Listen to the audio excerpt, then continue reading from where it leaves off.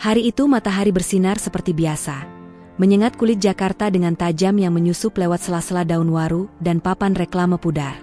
Di trotoar dekat pertigaan Jalan KH Mas Mansur, seorang pria tua duduk memeluk tas lusuh. Wajahnya teduh, rambutnya memutih, dan bajunya seperti telah berbulan-bulan menyatu dengan debu jalanan. Orang-orang lewat begitu saja. Beberapa menoleh, kebanyakan cuek. Di hadapan dunia, ia hanya seorang gembel, tak lebih dari noda kecil yang tak penting di tengah riuh kota besar. Namanya Dharma, tapi tak ada yang tahu siapa dia sebenarnya. Mereka hanya lihat kulit luarnya. Kumal, sepatu tak sepasang, bau keringat dan tanah yang menempel. Pagi itu, Pak Dharma berdiri perlahan, lalu berjalan terpincang ke arah gedung tinggi berlogo ban biru terang. AC dari dalam menyembur keluar setiap pintu dibuka, bertabrakan dengan panas yang menggigit. Di dalam, para pegawai berdasi sibuk dengan layar komputer. Tangan mereka cepat mengetik, mulut mereka sopan pada nasabah yang berpakaian necis. Langkah Pak Dharma terhenti di depan satpam. Seorang pria berbadan besar dengan kemeja putih menatapnya dari atas ke bawah. Alisnya naik. "Mau ngapain, Pak?" tanya satpam itu. Nada suaranya mencurigai. Pak Dharma tersenyum kecil. "Saya mau ambil uang." "ATM di sebelah sana, Pak, di luar." "Saya mau ambil di teller." 100.000. Sejuta. Jawabnya sambil membuka tas kainnya yang usang. Di dalamnya, terselip buku tabungan tua yang sudah menguning di pinggirannya. Satpam itu tertawa kecil. Tawa yang mengejek. "Ambil 1 juta? Di dalam? Bawa buku tabungan kayak gitu?" Pak Dharma mengangguk pelan. Matanya jernih. Jujur. Tapi tak ada yang peduli dengan mata orang tua. Mereka hanya lihat kaosnya yang robek di pundak, dan celana pendek yang terlalu besar di pinggang. "Bentar ya, Pak. Saya tanya teller dulu," kata satpam, melangkah masuk sambil berbisik-bisik dengan salah satu CS muda yang berdiri di dekat mesin antrean. 2 menit kemudian, seorang wanita teller memanggil. Suaranya tinggi dan cepat. "Ini, Bapak katanya mau ambil 1 juta? Di rekening atas nama siapa?" "Dharma. Dharma bin Kartadipura," jawabnya pelan. Ia menyodorkan buku tabungan yang sudah kusam. Wanita itu mengernyit, membuka halaman buku. Matanya mengejek. Lalu ia melirik ke teller di sebelah, tertawa kecil sambil menutup mulutnya. "Pak, maaf ya, ini buku udah kayak mau rontok. Bapak yakin masih aktif?" katanya dengan nada tinggi, tak menyembunyikan rasa muaknya. "Bisa dicek dulu, Neng. Saya udah lama nggak ambil, tapi masih aktif," jawab Pak Dharma dengan sabar. Wanita itu mendesah panjang. "Pak, ini bukan warung kelontong. Kalau rekening udah lama nggak dipakai, ya udah dianggap mati. Lagian, Bapak pikir ambil 1 juta itu gampang? Bapak tuh harusnya ke ATM aja deh, daripada ganggu kami di sini." Beberapa orang nasabah yang duduk ikut menoleh. Ada yang mencibir. Ada yang pura-pura tak peduli. Tapi 1-2 tersenyum sinis, seolah pemandangan ini jadi hiburan kecil di antara jam sibuk. Pak Dharma terdiam. Tidak marah. Tidak juga membalas. Ia hanya menarik napas pelan, menatap lekat ke teller itu. Matanya menyimpan sesuatu yang berbeda. Bukan luka, tapi dalam, seperti laut di malam hari. Ia menunduk, merapikan kembali buku tabungan ke dalam tasnya. Lalu berdiri. "Terima kasih, Neng. Saya kesini bukan untuk minta. Saya cuma mau ambil uang saya sendiri," ucapnya pelan. Suaranya rendah, tapi tegas, dan membuat teller itu sedikit terdiam. Bingung. Ia lalu berbalik, keluar pelan-pelan, melewati pintu kaca otomatis. Kipas angin di luar terasa panas. Asap kendaraan kembali menyapa wajahnya. Tapi bukan itu yang paling perih. Yang paling perih adalah penghinaan. Bukan karena mereka tak mengenalnya, tapi karena mereka tak peduli. Yang mereka lihat hanya kulit luarnya. Tapi tak satu pun yang bertanya, siapa sebenarnya Pak Dharma? Dan mereka tak akan pernah menyangka bahwa keesokan harinya, pria tua dengan sandal jepit itu akan kembali. Bukan untuk mengambil 1 juta, tapi untuk menarik seluruh saldo sebesar 150 miliar rupiah di rekeningnya. Di depan semua orang. Tanpa amarah, tanpa dendam. Tapi dengan satu senyum, yang membuat semua ruangan diam. Yang sudah subscribe dan like, saya doain hari ini mendapatkan rezeki yang melimpah, dimudahkan semua urusannya dan disembuhkan dari segala penyakit. Jangan lupa absen di kolom komentar, dari daerah mana saja kamu menonton video ini. Kota ini tidak pernah benar-benar diam. Tapi di sudut kecil yang terlupakan, hidup seorang lelaki yang pernah dimiliki masa depan. Namanya lengkapnya Dharma bin Kartadipura. Orang-orang kampung mengenalnya dengan sebutan Pak Dharma Gembel. Di antara deru klakson, debu jalanan, dan riuh suara pedagang di pasar kebun melati, sosoknya selalu terlihat duduk tenang di bawah pohon trembesi tua dekat jembatan penyeberangan. Di sebelahnya ada tas kain usang berisi beberapa botol plastik bekas, sebuah termos kopi yang sudah penyok, dan topi caping berlubang di bagian atasnya. Tak banyak yang tahu siapa dia sebenarnya. Orang hanya tahu, setiap pagi Pak Dharma mengelilingi kios-kios pasar, menyapa dengan senyum, kadang menolong pedagang menurunkan barang dagangan, lalu duduk menikmati kopi hitam tanpa gula sambil menghisap rokok linting yang ia buat sendiri dari tembakau murah dan kertas bekas nota. Ia tinggal di sebuah kontrakan sempit di Gang Buntu, sebelah kali kecil yang airnya hitam dan bau. Kamarnya hanya seluas 3 kali 4 meter, berdinding triplek, dan atapnya bocor bila hujan deras. Di dalamnya hanya ada tikar, sebuah radio tua yang kadang menyala, dan lemari plastik tempat ia menyimpan 2 setel pakaian bersih. Semuanya dibungkus rapi dalam plastik agar tidak dimakan tikus. Tapi yang membuat orang heran, Pak Dharma tidak pernah benar-benar meminta-minta. Ia menolak diberi uang begitu saja. Kalau mau kasih, ya saya bantu dulu ngangkat barang, katanya suatu hari pada pedagang telur.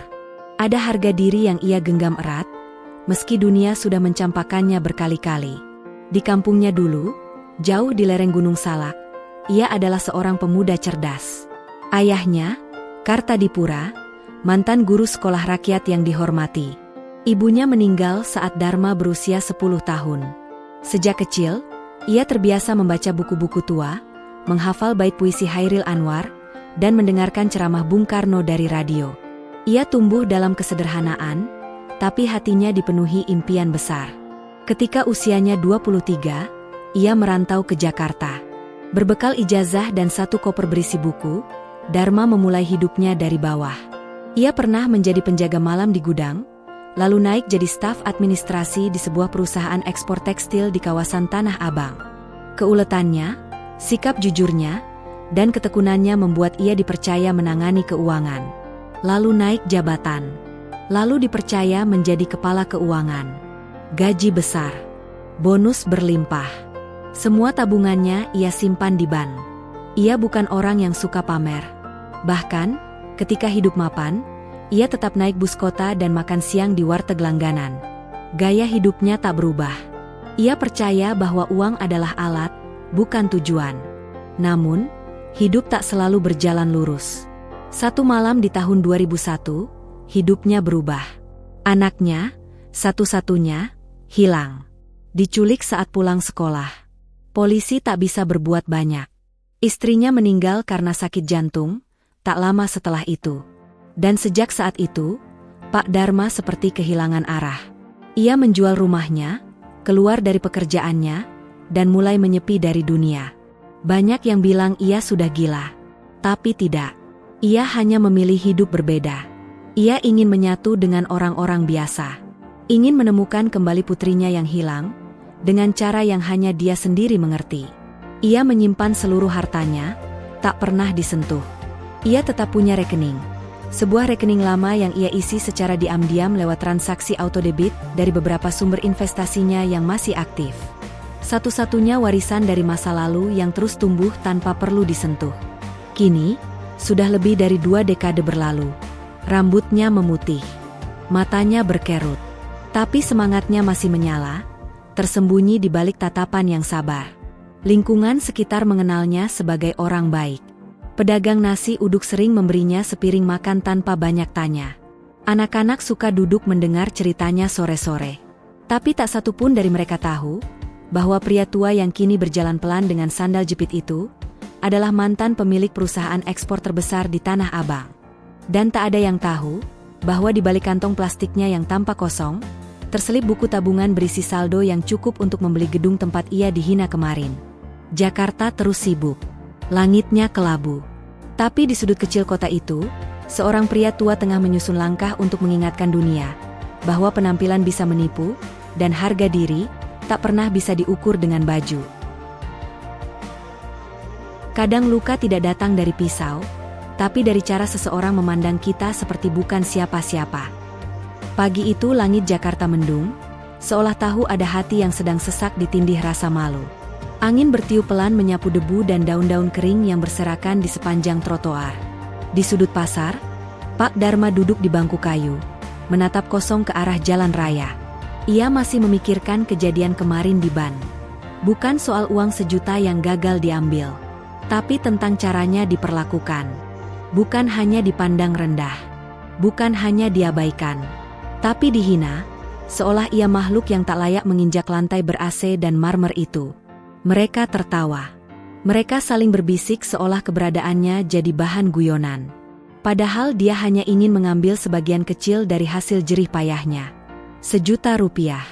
Uang kecil dari rekening yang bahkan sudah melewati 9 digit. Darahnya mendidih bukan karena marah, tapi karena sadar, tak seorang pun peduli siapa dia sebenarnya. Dunia sudah berubah.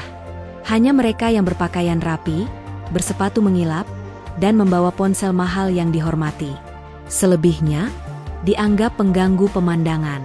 Sore harinya, ia duduk di dalam kamar kontrakannya yang remang-remang. Di atas tikar lusuh, ia membuka buku tabungannya perlahan. Di pojok kanan bawah, tertulis, saldo terakhir, 150.278.643.125 rupiah. Angka yang ia simpan dengan hati-hati selama bertahun-tahun. Dari hasil kerja keras. Dari sisa investasi properti dan saham yang masih berjalan. Ia menyuruh perusahaan sekuritas untuk langsung transfer ke satu rekening bank saja, yang ia simpan, tapi tak pernah disentuh. Tangannya gemetar. Ia tak butuh uang itu untuk hidup. Makan, ia masih bisa dari pasar. Tidur, ia cukup dengan kasur tipis dan langit malam. Tapi harga dirinya, itu yang tak bisa dibeli kembali. Malam itu, untuk pertama kalinya dalam bertahun-tahun, ia memutuskan, besok pagi, ia akan kembali ke ban yang sama. Tapi kali ini bukan untuk mengambil 1 juta. Ia akan menarik semuanya. Sekaligus. Di depan pegawai yang kemarin meremehkannya. Ia tidak akan marah. Tidak akan berteriak. Tapi akan membuat semua mata terbuka. Bahwa pria tua, yang mereka kira gembel, menyimpan lebih dari sekadar tabungan. Ia menyimpan pelajaran. Esok paginya, langit cerah. Sinar matahari jatuh di atas trotoar seperti emas cair. Pak Dharma bangun lebih awal. Ia mencuci wajah, mengganti bajunya dengan satu-satunya kaos bersih warna abu-abu, dan celana panjang yang ia simpan khusus untuk acara penting. Ia tetap memakai sandal jepit. Bukan karena tidak punya sepatu, tapi karena ia ingin tetap menjadi dirinya sendiri. Di tangan kanannya, ia menggenggam tas kain yang sama. Tapi di dalamnya bukan hanya buku tabungan. Ada juga fotokopi KTP, kartu pensiun, dan salinan laporan keuangan yang ia cetak dari warnet beberapa hari lalu, semua rapi disusun dalam map plastik bening. Sampai di depan bank, satpam yang sama berdiri. Kali ini ia hanya melirik sekilas. Pak Dharma melangkah masuk. AC menyambut wajahnya. Suara mesin antrean berdenting. Orang-orang antri. Pegawai sibuk. Seperti biasa. Ia maju ke meja customer service, mengambil nomor antrean, lalu duduk. Tak lama, namanya dipanggil. Bapak Dharma. Silakan ke CS2. Ia bangkit pelan, lalu duduk di depan seorang wanita muda berhijab rapi. Berbeda dengan teller kemarin. Wanita ini menyapanya ramah, meski masih ada keraguan di matanya melihat penampilan Pak Dharma. Ada yang bisa kami bantu, Pak? Pak Dharma tersenyum. Saya ingin bicara dengan manajer bank. Wanita itu agak terkejut. Maaf, Pak, untuk keperluan apa ya? Saya mau tarik dana besar. Sangat besar. Dan saya pikir, lebih baik saya bicara langsung dengan manajernya. Ucapnya tenang. Wanita itu melirik layar komputernya, lalu membuka buku tabungan yang disodorkan Pak Dharma. Ketika matanya menangkap angka saldo di layar, alisnya langsung naik. Ia menoleh cepat ke rekan sebelahnya, lalu berdiri. "Baik, Pak. Mohon tunggu sebentar ya. Saya panggilkan manajer kami." Dalam waktu 5 menit, seorang pria berkacamata datang dengan senyum profesional. "Selamat pagi, Pak Dharma. Saya Dion, manajer cabang di sini. Saya dengar Bapak ingin tarik dana besar." Pak Dharma mengangguk. "Iya, Pak Dion. Saya ingin tarik semua isi rekening saya. 150 miliar rupiah. Saya ingin transfer sebagian. Sisanya tunai." Manajer Dion terdiam. Matanya melebar. Beberapa pegawai lain mulai menoleh. Teller yang kemarin menghinanya pun tampak dari balik kaca. Mulai panik ketika melihat siapa yang duduk bersama manajer sekarang. "Pak, boleh saya tanya, apakah ini keputusan mendadak? Biasanya untuk penarikan seperti ini kami perlu konfirmasi keamanan." "Saya tahu prosedurnya. Dan saya siap. Saya bawa dokumen lengkap. Saya hanya ingin proses ini dilakukan sekarang. Di sini," ucapnya pelan namun tegas. Dalam sekejap, suasana bank berubah. Suara kasir terdengar lebih pelan. Pegawai menoleh satu-satu. Beberapa bahkan keluar dari ruangannya, pura-pura lewat. Semuanya ingin tahu, siapa sebenarnya pria tua ini? Konflik telah dimulai. Dan kejutannya, baru akan dimulai esok. Hidup kadang tidak mengajarkan kita untuk membalas dendam, tapi untuk menunjukkan bahwa diam pun bisa bicara. Semua mata tertuju padanya. Pria tua dengan pakaian sederhana, sandal jepit usang, dan tas kain lusuh, kini duduk tenang di hadapan manajer bank dalam ruangan kaca ber-AC. Tak lagi dipandang sebelah mata.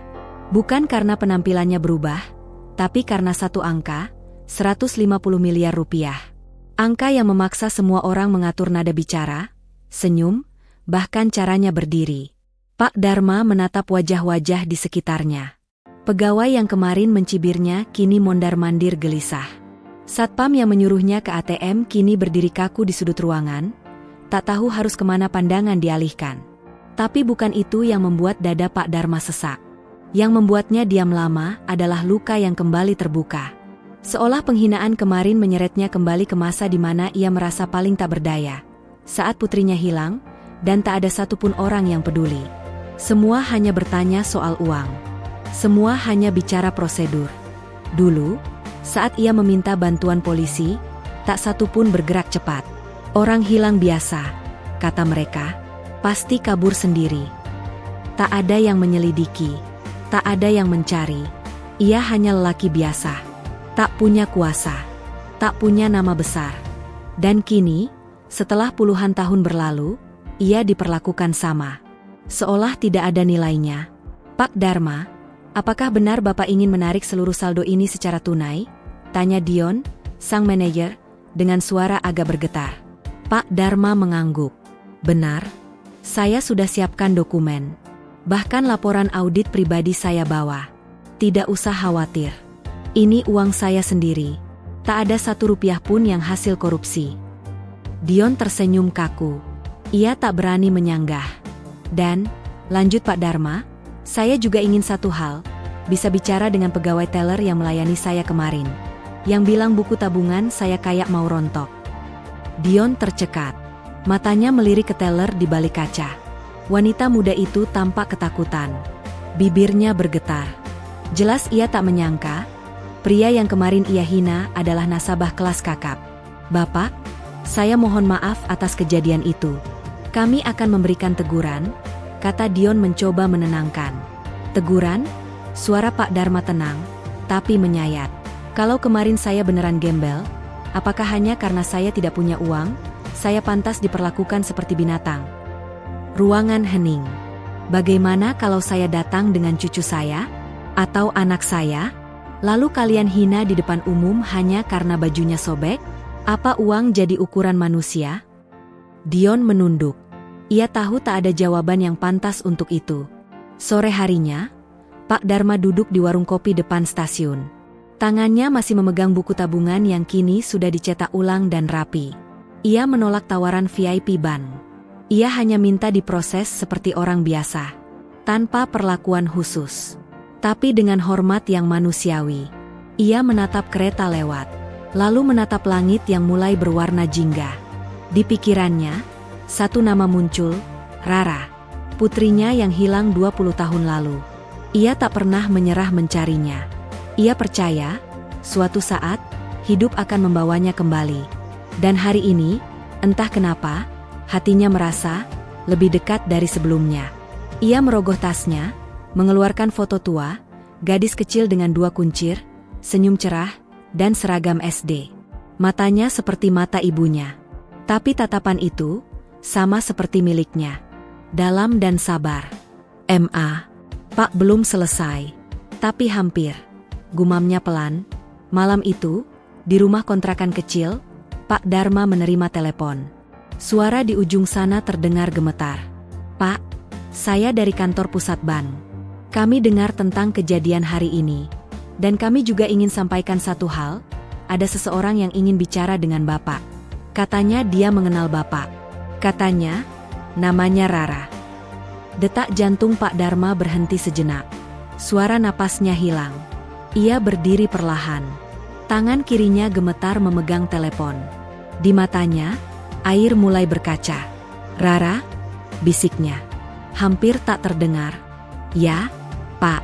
Kami sedang pastikan identitasnya. Tapi dia menyebut nama lengkap Bapak.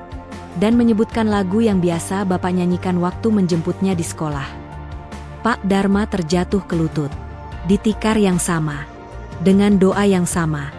Dan kali ini, mungkin jawaban yang berbeda. Ada luka yang tidak bisa sembuh dengan waktu, tapi bisa terobati dengan sebuah pertemuan. Langit Jakarta pagi itu seperti bersih dari semua debu. Awan tipis melayang pelan, seolah ikut menjaga ketenangan hati seseorang yang telah terlalu lama merindukan sesuatu yang tak pasti. Pak Dharma berdiri di depan cermin kecil di kamar kontrakannya. Wajah tuanya tampak lebih segar. Bukan karena tidur nyenyak, ia hampir tak tidur semalam, tapi karena harapan yang mulai tumbuh kembali. Harapan yang selama 20 tahun terkubur di bawah tumpukan luka dan sepi. Telepon semalam mengubah segalanya. Seseorang menyebut nama Rara. Putrinya. Satu-satunya yang selama ini ia cari dalam diam, dalam doa, dan dalam langkah kaki yang tak kenal lelah. Kepalanya penuh tanya. Benarkah? Bagaimana mungkin? Kenapa baru sekarang? Tapi satu hal yang ia tahu pasti, ia akan menemui orang itu hari ini. Pukul 10 pagi, Pak Dharma sudah tiba di kantor pusat bank, sebuah gedung megah di kawasan SCBD. Satpam menyambutnya dengan penuh hormat. Manajer cabang yang kemarin mendampinginya ikut hadir, terlihat gugup. Mereka tahu, ini bukan sekadar urusan uang lagi. Ini soal waktu yang hendak membayar utangnya. "Pak Dharma, silakan ikut saya." "Orangnya sudah menunggu di ruang pertemuan lantai 2, ujar seorang pegawai bank yang khusus ditugaskan menemani. Di dalam lift, jantung Pak Dharma berdetak tak karuan. Tangannya menggenggam erat tas kain tua yang entah kenapa masih ia bawa. Mungkin sebagai pengingat, bahwa siapapun dirinya hari ini, ia tetaplah orang yang lahir dari kesederhanaan. Pintu lift terbuka. Langkah kakinya terasa berat. Setiap langkah seperti membuka lembaran masa lalu. Tangis di ruang tamu, suara sirene ambulans, bayangan kecil berlari ke gerbang sekolah, dan senyum terakhir dari Rara yang tak pernah ia lihat lagi sejak hari itu. Di balik pintu kaca, seorang wanita muda berdiri membelakanginya. Rambutnya dikuncir sederhana. Ia memakai blus putih dan celana panjang hitam. Tampak gugup. Bahunya sedikit gemetar. Pegawai bank mempersilakan Pak Dharma masuk, lalu menutup pintu perlahan. Hening. Wanita itu berbalik perlahan. Mata mereka bertemu. Untuk sesaat, dunia berhenti. Tak ada suara. Tak ada detik jam yang terdengar. Lalu wanita itu bicara. Suaranya pelan, hampir seperti bisikan. "Bapak masih suka nyanyi lagu itu? Lagu waktu kita naik bajai ke sekolah?" Pak Dharma tertegun. Air matanya menggenang seketika. "Aku di sini, Pak," lanjut wanita itu. "Aku, Rara." Tubuh Pak Dharma limbung. Ia jatuh berlutut, bukan karena lemah, tapi karena akhirnya ia menemukan apa yang selama ini ia cari. bukan hanya anaknya, tapi bagian dari jiwanya yang sempat hilang. Rara berlari dan memeluknya. Tangis mereka pecah bersama. Tak peduli tempat, tak peduli orang lain. Seseorang mengetuk pintu, tapi tak ada yang membuka. Ruangan itu kini hanya milik mereka berdua, ayah dan anak yang akhirnya dipertemukan kembali, setelah 20 tahun dipisahkan oleh takdir dan duka. Beberapa jam kemudian, mereka duduk di taman kecil belakang gedung ban. Di antara tanaman puring dan suara air mancur buatan, Rara mulai bercerita. Ia diculik oleh orang suruhan salah satu rekan bisnis ayahnya yang dendam karena proyek gagal. Saat itu usianya 8 tahun. Ia dibawa keluar kota, lalu diadopsi oleh pasangan yang tak tahu asal-usulnya. Bertahun-tahun ia hidup di Bandung dengan nama baru, tanpa pernah tahu siapa orang tuanya sebenarnya. Namun suatu hari, ia menemukan surat lama tersembunyi di lemari rumah. Tertulis nama, Dharma bin Kartadipura, dan bait lagu anak-anak yang dulu sering dinyanyikan ayahnya. Sejak itu ia mulai mencari, mengumpulkan potongan-potongan kenangan yang samar. Ia mencocokkan nama itu dengan catatan rekening lama yang secara misterius tersambung ke data bank pusat. Dan ketika ia mendengar kisah pria tua yang dihina pegawai bank, yang lalu tarik 150 miliar rupiah tunai, hatinya berdesir. Nalurinya kuat. Ia yakin itu ayahnya. Maafkan Rara, Pak. Rara nggak bisa nyari dari dulu. Pak Dharma menggeleng, tersenyum sambil mengelus rambut anaknya. Yang penting kamu pulang, Nak. Yang penting kamu pulang. Dan hari itu, bukan hanya rekening yang kosong, tapi juga hati Pak Dharma, yang akhirnya penuh kembali. Dulu mereka mencibir. Sekarang mereka menunduk. Tapi dia tidak membalas, hanya diam dan senyum. Kabar itu menyebar cepat, seperti air hujan yang tumpah dari langit dan merembes ke setiap sudut kota. Seorang kakek berpakaian lusuh tarik 150 miliar rupiah tunai dari bank. Ternyata dia mantan pengusaha besar. Dihina karena penampilan, dibalas dengan kelas. Judul-judul itu bertebaran di media online, akun-akun gosip, dan bahkan masuk ke televisi nasional. Foto Pak Dharma yang mengenakan kaos abu-abu dan sandal jepit, berdiri di lobi bank sambil memegang buku tabungan, menjadi viral. Wajahnya teduh, tapi senyum tipisnya menyimpan kekuatan yang mengguncang banyak hati. Di pasar Kebon Melati, tempat ia biasa duduk di bawah pohon trembesi tua, para pedagang ternganga. Mak Ijah, penjual lontong sayur, sampai menjatuhkan centong saat melihat wajah Pak Dharma muncul di TV. Ya Allah, itu si Pak Dharma, gembel yang suka bantuin angkut karung. Ternyata dia miliarder, gumamnya tak percaya. Dia nggak pernah minta uang. Kalau dikasih pun, selalu nolak. Katanya, belum kerja, belum pantas.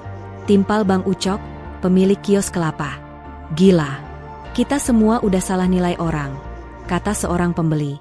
Dan di antara kegaduhan itu, ada keheningan yang paling menusuk, di cabang bank tempat Pak Dharma dihina. Teller yang kemarin mengejeknya kini menunduk diam, dipanggil ke ruangan manajer dan diberikan surat peringatan. Pegawai-pegawai yang dulu tak menyapa, kini membicarakannya di balik pintu tertutup dengan wajah menyesal. Tapi Pak Dharma tidak pernah datang kembali untuk menuntut apapun. Tidak menuntut permintaan maaf. Tidak memaki. Tidak melapor. Ia hanya tersenyum dalam berita, berkata pelan di hadapan wartawan. Saya cuma ingin orang berhenti menilai dari tampilan. Baju boleh lusuh, tapi harga diri nggak pernah bisa dicuci bersih oleh uang. Pagi itu, ia duduk di sebuah taman kota bersama Rara. Mereka berbagi roti sobek dan kopi panas dalam gelas plastik. Ayah dan anak itu terlihat seperti pasangan biasa, tapi dalam diam, ada dunia yang telah berubah. Pak, kenapa Bapak nggak marah? Tanya Rara pelan. Pak Dharma menatap langit, lalu tersenyum. Karena dendam itu berat. Kalau kita bawa terus, kita lupa cara berjalan. Pak udah lama jalan sendirian. Ra, Pak nggak mau bebanin hatinya lagi. Rara menggenggam tangan ayahnya. Mata mereka saling bertemu. Di sana, ada pengertian yang tak butuh banyak kata. Beberapa hari kemudian, Pak Dharma diundang ke sebuah acara televisi nasional. Bukan karena ia viral, tapi karena pesan moralnya menyentuh jutaan hati. Di studio, Ia mengenakan batik tua milik almarhum ayahnya. Masih ada sedikit lubang di pundaknya.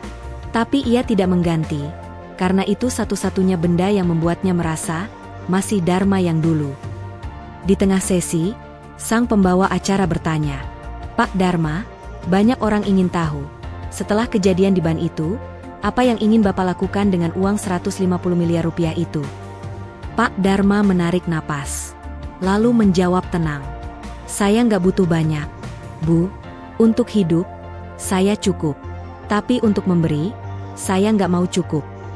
Saya mau bangun panti, rumah singgah, tempat untuk anak-anak jalanan. Tempat buat orang-orang yang dicibir seperti saya dulu, biar mereka punya harapan. Karena kadang yang mereka butuhkan bukan uang, tapi tempat untuk merasa dihargai." Studio hening. Para penonton tak bisa menyembunyikan air mata. Dan saat semua mata tertuju padanya, saat semua sorotan lampu jatuh ke wajahnya, saat para pejabat mulai datang menghormati, Pak Dharma tetap duduk seperti biasa. Tegak, tenang, dan sederhana. Tidak pernah berubah. Tidak ingin dihormati karena uang. Tapi karena ia tetap manusia, bahkan saat dunia tak menganggapnya. Satu malam, setelah acara TV selesai, ia dan Rara duduk di pinggir danau kecil di kawasan Bintaro. Rara menyandarkan kepala di bahu ayahnya. "Pak, kenapa dunia baru lihat Bapak setelah viral?" Pak Dharma tersenyum, mengelus rambutnya. "Karena kadang, dunia memang butuh dibisiki dulu, baru bisa mendengar." Dan malam itu, bintang turun sedikit lebih rendah. Seolah ingin mengucapkan terima kasih pada seorang pria tua, yang mengajarkan bahwa diam pun bisa memberi pelajaran. Saat dunia mulai berubah, Pak Dharma memilih tetap menjadi dirinya yang lama. Karena kadang, yang paling berharga bukan apa yang kita miliki, tapi apa yang kita pilih untuk tidak kita ubah. Sejak kejadian itu, hidup Pak Dharma perlahan berubah. Bukan berubah karena tiba-tiba menjadi kaya raya, karena memang dari awal, dia sudah kaya. Tapi berubah karena dunia akhirnya melihat, mendengar, dan belajar untuk tidak menghakimi orang dari sandal jepit dan baju lusuh. Setiap hari kini, ia menerima banyak undangan. Dari acara kampus, komunitas sosial, hingga talk show televisi. Banyak yang ingin mendengar kisahnya. Banyak yang ingin menjadikannya contoh. Dan meski ia bukan orang yang pandai bicara di depan umum, ia selalu hadir. Bukan untuk menyombongkan kisahnya, tapi untuk membawa satu pesan. Kita tidak akan pernah tahu siapa yang duduk di sebelah kita. Bisa jadi ia lebih kaya, lebih bijak, atau lebih terluka dari yang terlihat. Di pasar Kebon Melati, tempat ia dulu dianggap gembel, orang-orang kini menyapanya dengan penuh hormat. Bang Ucok, si penjual kelapa, sekarang selalu menyisihkan kelapa muda untuknya. Buat Pak Dharma, gratis. "Udah berjasa ngasih pelajaran buat kami semua," katanya sambil tersenyum. Mak Ijah, penjual lontong, sering menitipkan makanan ke rumah Pak Dharma. Pak Dharma tetap aja ke pasar. "Ya, padahal udah viral gitu," celetuk seorang ibu muda. Pak Dharma hanya tertawa kecil. "Pasar ini rumah kedua saya. Saya nggak nyari panggung. Saya nyari kehidupan yang asli." Sementara itu, pembangunan rumah singgah yang ia janjikan pun dimulai. Ia membeli sebidang tanah di daerah pinggiran Jakarta, tempat yang tenang, jauh dari keramaian, tapi dekat dengan mereka yang terlupakan. Rumah itu diberi nama Rumah Rasa, karena ia ingin semua yang masuk ke sana tidak hanya mendapat tempat tinggal, tapi juga rasa dihargai. Anak-anak jalanan, orang tua yang dibuang keluarga, dan remaja putus sekolah mulai berdatangan. Mereka tak hanya diberi makanan atau tempat tidur, tapi juga diberi pelatihan, pendidikan, dan kesempatan. Di aula kecil rumah itu, Pak Dharma sering duduk mendongeng untuk anak-anak, menceritakan kisahnya yang dulu tidur di bawah pohon, makan nasi sisa, tapi tetap menjaga harga diri. "Jangan pernah malu jadi miskin. Malulah kalau kalian menyerah jadi orang baik," ucapnya suatu malam, di hadapan puluhan anak yang duduk bersila di lantai. Rara, putrinya, kini menjadi relawan tetap di rumah itu. Ia memutuskan keluar dari pekerjaannya sebagai pegawai ban, dan memilih jalan hidup baru, membangun kembali dunia yang ayahnya pernah impikan. "Pak, sekarang Rara ngerti. Dulu Rara pikir jadi sukses itu harus punya banyak. Tapi ternyata, sukses itu saat kita cukup untuk membagi. Pak Dharma hanya memeluknya. Dalam pelukan itu, mereka saling tahu bahwa luka lama sudah tak lagi perih. Dan hari ini, mereka bisa berjalan bersama. Akhirnya, namun tak semua orang berubah. Beberapa masih mencibir di balik layar ponsel. Beberapa menganggap cerita Pak Dharma hanya kisah yang kebetulan viral. Tapi dia tidak peduli. Kalau kita hidup buat menyenangkan semua orang, kita capek sendiri. Tapi kalau kita hidup buat menyenangkan Tuhan, hati kita selalu cukup. Katanya pada seorang wartawan muda yang mewawancarainya. Di wajahnya, tidak ada kesombongan. Yang ada hanya ketenangan. Seperti orang yang sudah berdamai dengan semua bentuk luka. Malam terakhir sebelum rumah singgah diresmikan, Pak Dharma duduk sendiri di bangku panjang kayu. Rara sudah tidur. Anak-anak lain pun sudah masuk ke kamar. Angin malam lembut menyapa wajahnya. Suara jangkrik bersahutan dengan desah daun jambu. Ia menatap bintang. Lalu berbisik pelan. Kalau ayah bisa lihat ini, Bu, kalau Rara bisa tumbuh begini, mungkin semua rasa sakit dulu nggak sia-sia. Dan malam itu, tanpa suara, tanpa tepuk tangan, seorang lelaki tua menutup matanya sejenak dalam damai. Bukan karena lelah, tapi karena hatinya, untuk pertama kali sejak lama, merasa tenang. Kadang, untuk mengubah dunia, kita tidak perlu suara keras. Cukup satu tindakan tulus, yang tidak dilupakan. Hari itu, matahari terbit sedikit lebih hangat dari biasanya. Di halaman rumah singgah, rumah Rasa, anak-anak berlarian membawa balon warna-warni. Beberapa ibu-ibu menyapu halaman, sementara Rara menata makanan kecil di meja panjang dari bambu. Sebuah acara kecil digelar, bukan untuk peresmian, bukan juga untuk undangan para pejabat, tapi hanya untuk merayakan 1 tahun keberadaan tempat ini, dan sosok yang membuatnya ada. Di ujung bangku taman, di bawah pohon ketapang yang rindang, duduklah Pak Dharma. Mengenakan batik coklat tua dan celana panjang kain, ia tampak tenang. Di tangannya, segelas teh jahe hangat yang baru saja dibuat Rara. Orang-orang lalu bergiliran menghampiri dan mengucapkan terima kasih. Seorang mantan anak jalanan yang kini menjadi guru relawan di rumah itu berbisik pelan, "Kalau nggak ada bapak, mungkin saya masih tidur di emperan." Seorang ibu muda mencium tangan Pak Dharma sambil membawa balitanya. "Bapak bukan cuma bantu, tapi nyelamatin kami." Namun Pak Dharma, seperti biasa, hanya tersenyum. Tak banyak bicara. Ia bukan orang yang nyaman jadi pusat perhatian. Yang ia inginkan sejak awal hanya satu, agar orang-orang kecil bisa berdiri lagi, dengan kepala tegak. Dalam sebuah kesempatan, Rara sempat bertanya kepada ayahnya, "Pak, kenapa Bapak nggak pakai uang itu untuk beli rumah besar? Mobil mewah? Jalan-jalan ke luar negeri? Kan bisa." Pak Dharma tertawa kecil. "Karena kebahagiaan Pak bukan itu, Ra. Rumah besar nggak bikin kenyang kalau kosong. Mobil mewah cuma berguna kalau ada orang yang ikut menumpang. Dan jalan-jalan. Pak sudah cukup jauh berjalan, nyari kamu." Rara terdiam. Air matanya turun pelan. Kali ini bukan karena sedih, tapi karena bahagia yang tak bisa dijelaskan dengan kata-kata. Malam harinya, setelah acara selesai, Pak Dharma kembali duduk di tempat favoritnya. Bangku kayu di samping kolam kecil buatan yang dibangun oleh anak-anak rumah singgah. Ia memandangi pantulan bintang di permukaan air. Suara jangkrik dan desiran angin menjadi lagu pengantar yang lembut. Dalam hatinya, ia tahu, hidupnya tak sia-sia. Ia telah kehilangan, jatuh, dihina, bahkan nyaris dilupakan. Tapi ia tidak menyimpan dendam. Ia tidak memilih membalas. Ia memilih memaafkan, memberi, dan menginspirasi. Ia telah menunjukkan bahwa harga diri bukan soal pakaian, uang, atau status, melainkan bagaimana seseorang memperlakukan dirinya dan orang lain dengan hormat, bahkan saat dunia merendahkannya. Dan mungkin itulah kekayaan sejati. 1 minggu setelah itu, sebuah kabar tersebar diam-diam dari mulut ke mulut. Pak Dharma telah berpulang. Ia meninggal dalam tidurnya, di kamar kecil rumah singgah, dengan posisi telentang dan senyum tipis di bibirnya. Tak ada rasa sakit, tak ada drama, hanya keheningan, dan damai. Seluruh anak-anak rumah singgah, para relawan, tetangga pasar, bahkan mantan rekan bisnisnya berdatangan ke pemakaman sederhana di pinggir kota. Tidak ada karangan bunga mewah, tapi ada doa dari ratusan hati yang benar-benar mencintainya.